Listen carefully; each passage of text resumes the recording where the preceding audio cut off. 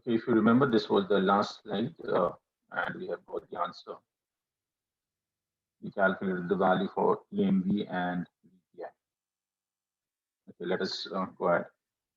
Okay, the next decision making under uncertainty. When we talk about uncertainty, we want to see that if suppose by chance we are in a situation where we do not have previous data available, okay, data like you can say using which I can come up with the probability that that particular state of nature might occur, and based on which I can make a decision. Or it is something which has never happened before. This is the first time I am doing it or taking in a decision.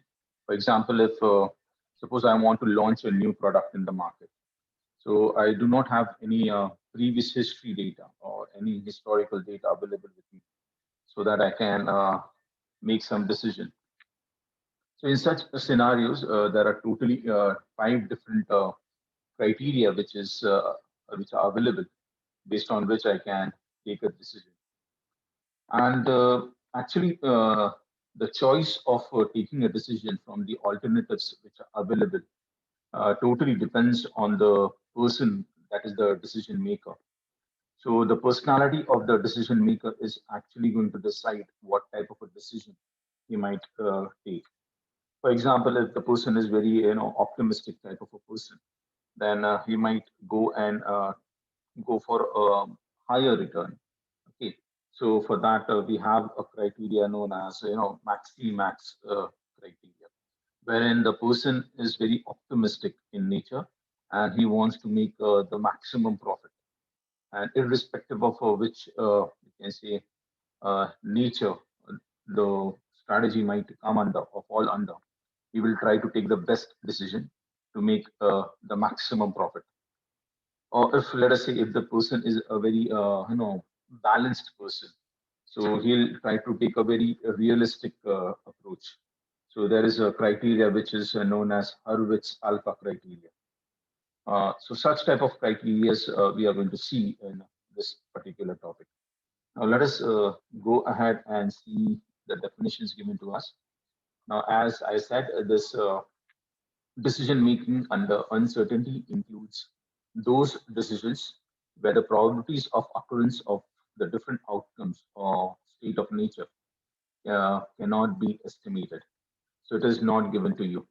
This happens when there is no past experience or historical data available to estimate the probability. The example given here is like launching of a new product in the market. And as I said, it totally depends on the decision maker, what type of a approach or what type of a personality that particular decision maker carries. So he will take that type of a decision. Okay. Basically, as I said, there are different types of criteria which are available through which I can make a decision. The first one is known as your maximin, and in bracket I've given gain. That means for your gain payoff table, we can make use of this criteria. The other one is minimax. Okay, so it is the same type of approach. It is basically for people or decision maker who are very optimistic, pessimistic in nature. Okay. Now, if suppose we have a payoff table which is representing gains, we need to follow the following steps to come up with the decision of taking a particular strategy. So the following steps need to be noted down. First step is to write down the minimum payoff for each strategy. Okay. Once we get the minimum payoff for each strategy, from there we are going to find out the maximum payoff among this minimum payoffs. Okay. So identify the maximum payoff among these minimum payoff, and thus we can say this value which we get is nothing but your maximum. In a way, we can call it a maximum of the minimum payoffs. Okay, so maximum represents the you can say the maximum payoff among the minimum payoffs of each strategy. Okay, this gives me the maxi min payoff.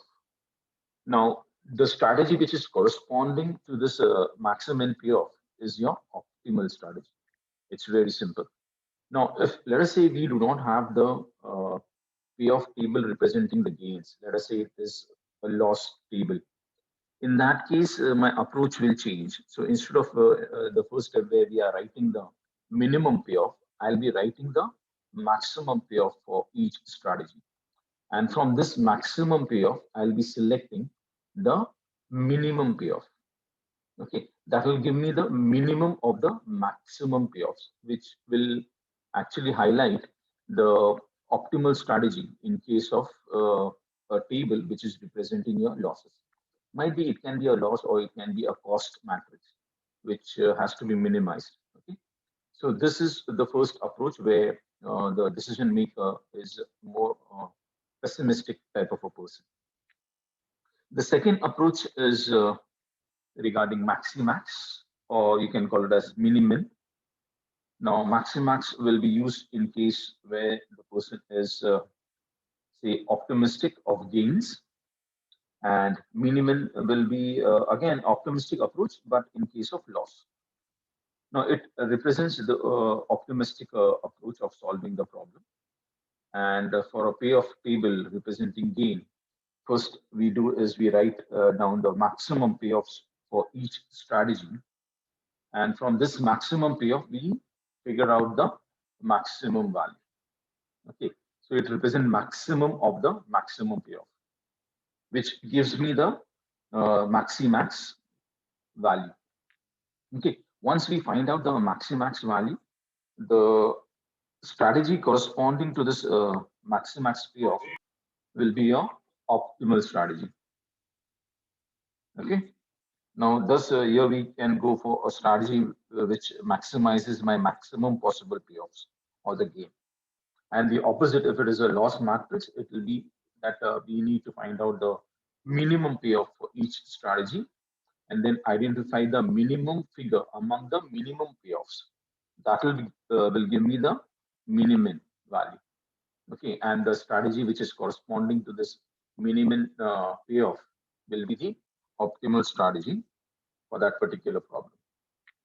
This is the approach when the decision maker is very optimistic in nature. I hope it is clear. Both the strategies, it is actually very simple. And if you have, we'll take one example as well, where I think you'll be understanding it much better. The third approach is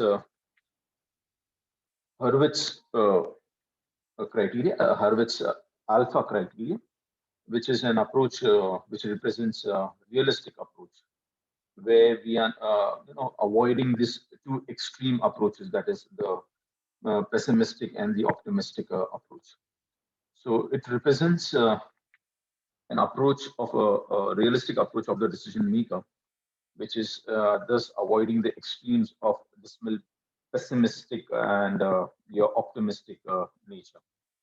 It uses a coefficient known as optimism coefficient or coefficient of optimism, which is alpha. And the value of alpha is between the range of 0 and 1. Now, it represents this value of alpha represents the degree of optimism of the decision maker. If it's more optimistic in nature, then the value of alpha will be towards 1.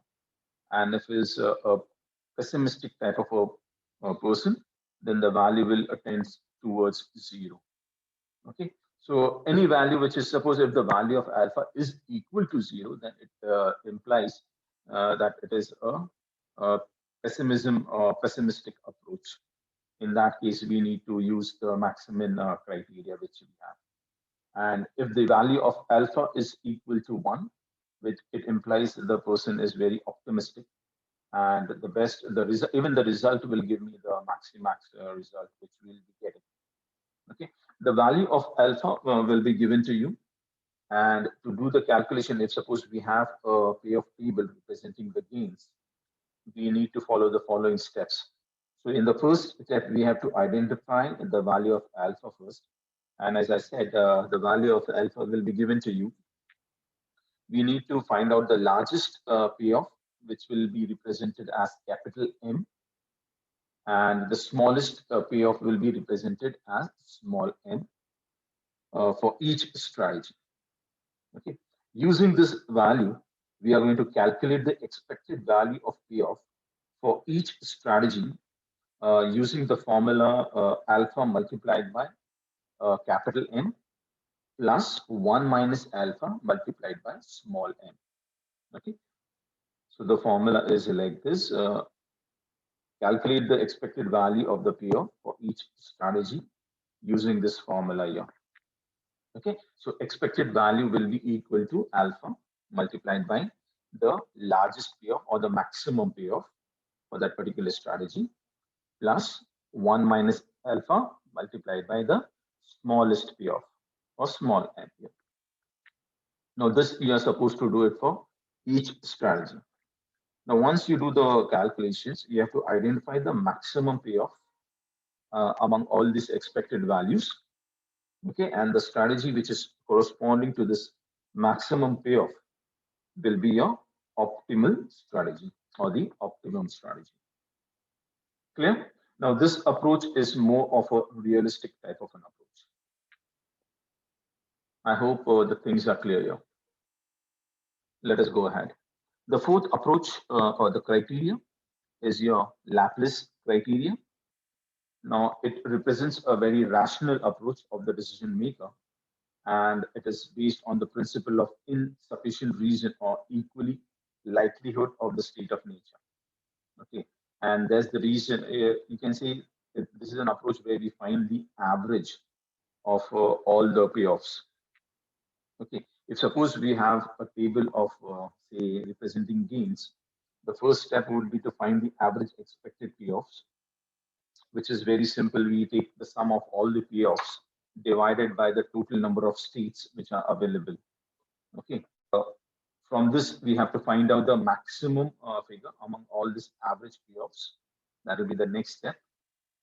And the strategy which is corresponding to this maximum average payoff is the optimal strategy. Okay. So here in the Laplace criteria, we are going to find out the average values of each strategy. And among these average values, we are going to identify the maximum average value, which will give me the optimum strategy, okay, based on the inputs, the payoffs which are given to you.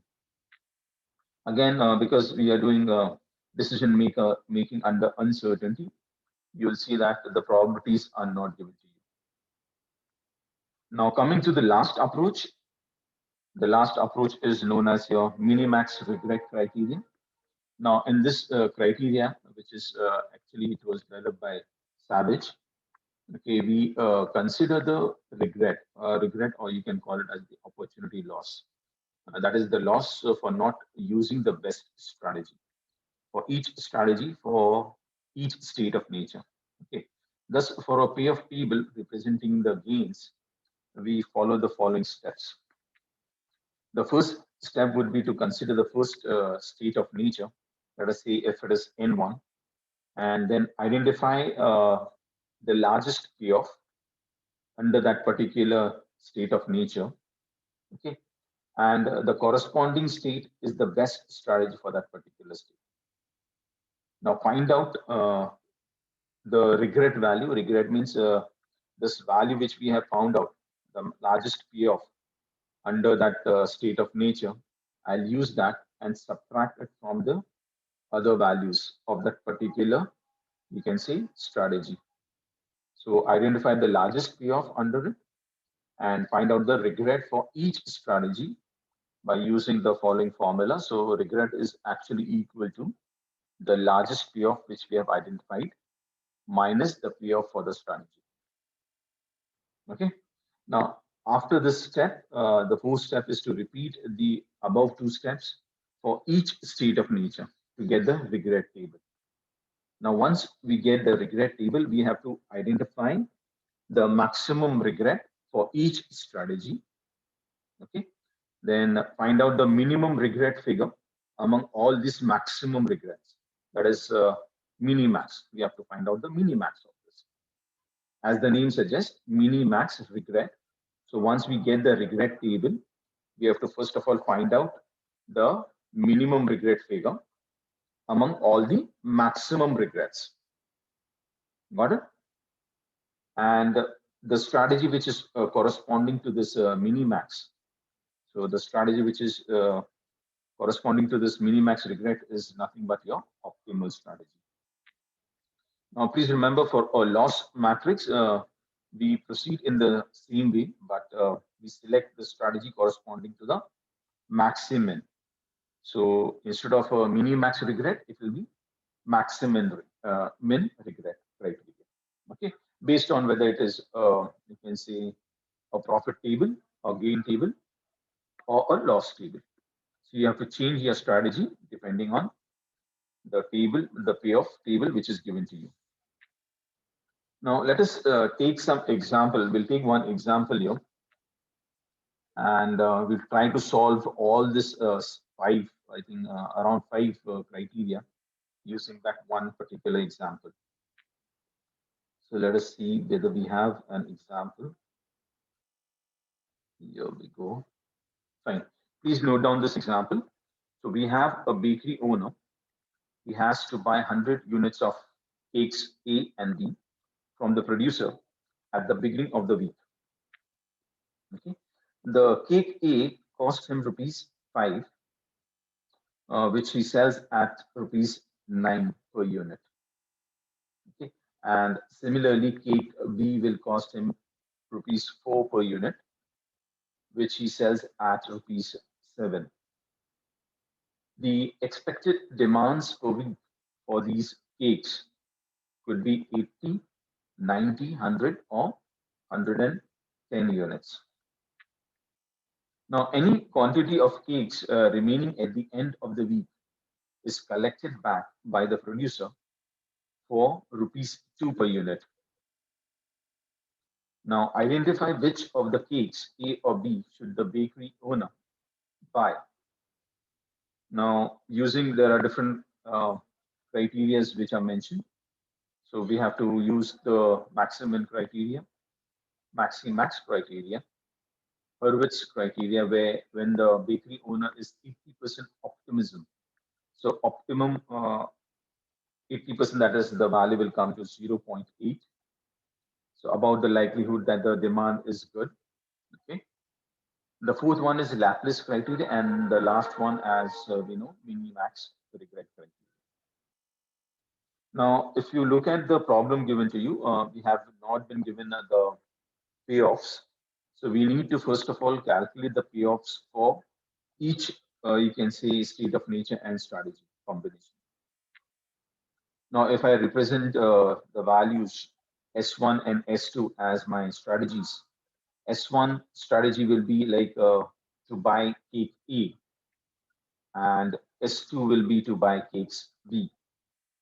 Whereas the state of natures will represent the demands. Now the demands are 80, 90, 100, and 110. So in total, we have 4 state of natures. So we can keep N1, N2, N3, and N4 as the demand, as the state of nature. And we can calculate the profits. Now, what will be the formula for profit? The profit will be equal to the quantity which I have sold multiplied by the profit per unit minus the quantity which is unsold multiplied by the loss per unit. Now, the loss per unit here is rupees 3 because the producer is going to take the product back at a rate of rupees 2. So if he's selling it at 5, especially for A, and taking back at 2, that means 3 rupees loss. So when we calculate the calculation, when we do the calculations for the product A, that is for strategy S1, we need to consider the loss as 3 rupees here. And in case of cake B, where the purchase price is rupees 4, the loss will be rupees 2 if it is unsold. Okay, let us do the calculation. Let us go ahead and see the solution for this problems. First of all, we will have the strategies S1, S2, as I said, and we'll have the 4 natures, and one will be nothing but demand for 80 units into for N2 will be demand for 90 units, N3 where we have the demand for 100 units, and finally N4 demand for 110 units. Now using this, we need to do the calculation for your payoffs. So the formula, as I told you, will be quantity sold multiplied by the profit per unit minus quantity unsold multiplied by loss per unit. Okay, so if you do the calculation, I have done some calculations here. So if let us say profit per unit for of a cake A sold is equal to selling price minus the cost price, which is 9 minus 5, which is rupees 4, and loss per unit of cake A unsold is equal to the cost, that is 5 minus resale price, which is 2, which is coming to rupees 3. So using these two values, I can calculate the values for the different natures, different demands. Okay. Similarly, if I have to do the calculation for cake B, the profit will come to rupees 3 and the loss per unit of cake B will come to rupees 2. Now, this is an example of the calculation when we are using for strategy S1, as the quantity purchase is 100 units. Okay, because in the example itself, they have said the bakery owner has to buy 100 units of cakes A and B from the producer at the beginning of a week. And that's the reason we are considering your 100 units. Okay, so profit, if the demand is 80, so 80 multiplied by the profit. If the demand is 80, that means I'm selling all the 80 cakes, but 20 are remaining unsold. So unsold 20 multiplied by 3, which will give me 60.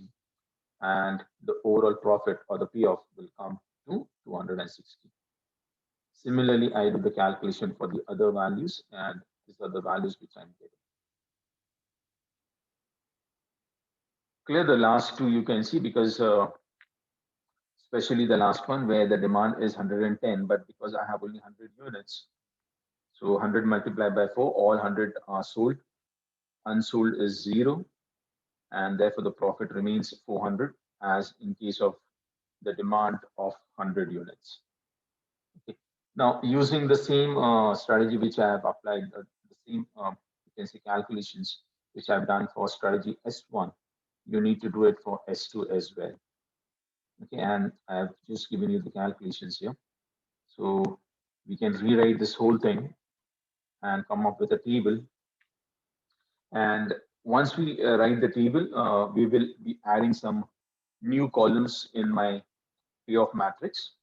So you can write the payoff matrix now and add 4 columns there. The first column will be for your minimum profit.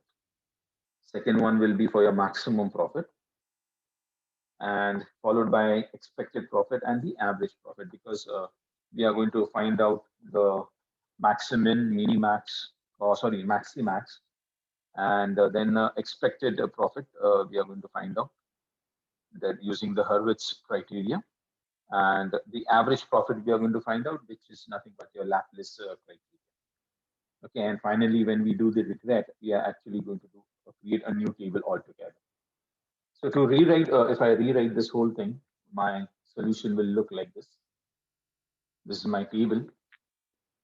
So if you look at the strategies which I've written here, S1 and S2, these are my 4 natures, and I have created columns for minimum profits. So from this strategy, 260 is my minimum value, so I've written down 260. And from this payoffs, 200 is the minimum value. Now compare these two values, 260 and 200. The maximum is 260. So 260 becomes my maximum value. Okay, so maximum of the minimum payoffs. Similarly, when we go to the maximum profit, I have written the maximum profit is 400. And in the second one, S2, it is 300. The maximum of the maximum is 400. So this gives you the maximax. Now this is interesting here, the expected profit using the formula alpha multiplied by capital M. Capital M is nothing but your maximum profit, and 1 minus alpha, that will give me 0.2, because if you remember, alpha is given as 80% optimism is given. So the value of alpha will be 0.8, that is 80 divided by 100, that gives you 0.8. And 1 minus alpha will give me 0.2. So the maximum profit is multiplied by 0.8 plus 1 minus alpha is multiplied by the minimum profit, which gives you 372 in this case. So the expected profit for S1 is 372, whereas the expected profit for S2 is coming to 280. I hope this calculation is very much clear here. Now, from these two values, the maximum is 372. Okay, that's why I've written here the max word out there. And because that's the maximum, we can say that we should go for strategy S1 here if we are using the Hurwitz criteria. Similarly, the average profits, we are calculating the average, add all the payoffs, divide with the total number of natures. So I have 4 nature here, 1, 2, 3, 4, and that's the reason I'm dividing it by 4. Okay, we are actually finding out. Had there been only 3 natures, I would have divided this by 3. Please remember, because I've seen many cases, people somehow, because they have solved some type of problems where the value of the number of natures are 4, they try to divide the number, the sum, by 4 itself, which is totally wrong. We have to consider the total number of natures and then decide by what you are going to divide the sum. Okay. So this, between these two averages which we have calculated, 347.5 is the maximum value. So again, we can say that I should go for strategy S1. So in all this criteria, whether we are seeing the maximum criteria or maximax criteria or Hurwitz criteria and even the Laplace criteria, all the criteria are suggesting that we should go for strategy S1. And what is S1? S1 is the strategy to buy E. Okay. I've done this calculations in the steps down here. So using maximum criteria, the maximum among the minimum payoffs for S1 and S2 is 260, which is corresponding to S1. And hence, this is the optimal strategy. And the bakery owner should buy cake A or cakes A. Okay, similarly, you write for each of them, which I have done it here down, second one, using the maximax criteria. The maximum among the maximum payoffs for S1 and S2 is 400 corresponding to S1, and hence we should select strategy S1. This is your Hurwitz criteria. The value of alpha was 80%, that is 0.8. So we calculate the expected profit for each strategy here. And as the value of S1 is greater, this is how we have done the calculation. The maximum between these two values is 372. And hence we should go for S1, that is by cakes A. Now coming to the Laplace criteria, where we have found the average profit for S1 was 347.5 and for S2 was 262.5. So the best one, the maximum is 347.5. And again, in this case, we should select the strategy S1. Okay.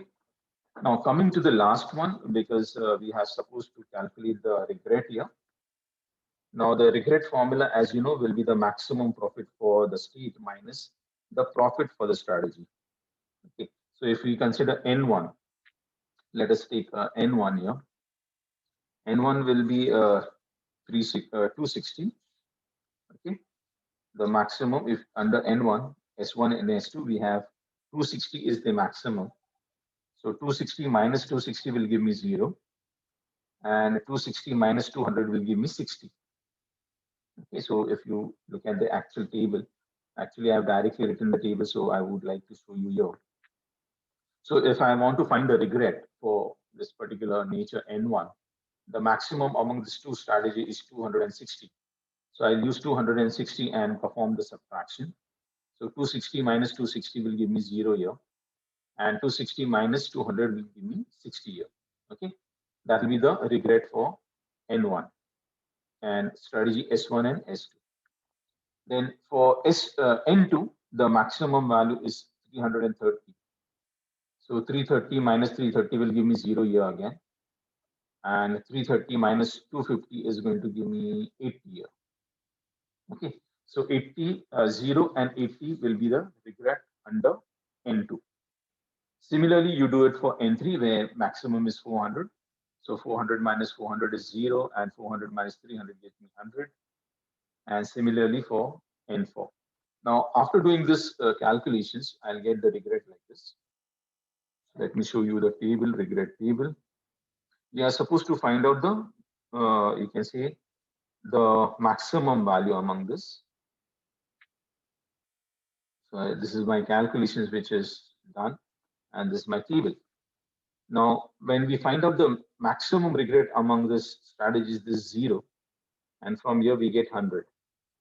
And from 0 and among this 0 and 100, we are supposed to find the minimum of the maximum regret. Okay, so the minimum minimax will be 0. Okay, so this is my minimax value, and this value is corresponding to the strategy S1. And you can see that because this is the optimal strategy S1, the owner, the bakery owner, should go for strategy S1, that is to buy cakes A. I hope it is clear. So here we go. Cakes A. Find any doubts in any of the problems which we have solved? I'll try to solve it again if you have any doubts. Now, if there are no doubts, we can stop here. And when we come next, we will see some more problems, or we can move on to some other topic. If you don't have any doubts, we can stop here. It can happen that there are some cases where you'll find there is a tie between different strategies, like your maximum profit or your max profit. There is a tie. So in that case, the person or the decision maker can go for any one of the strategies. Okay, so even that is possible, and that can happen. So if you want, we can take one more example when we come next, based on all these 5 criterias. Okay, but I just took one simple example to let you know how the calculations can be done, and I hope there are no doubts in this. Now, luckily, what's happened is all your strategies which are selected through all these 5 criteria is coming as S1, but that may not be the case. It can happen that using different criterias, we are getting different strategies. Okay, even that is possible. So I'll try to take up a different example where most probably there will be different strategies which are suggested, or different optimal strategy based on the different criteria. So we'll stop here today, and when we come next,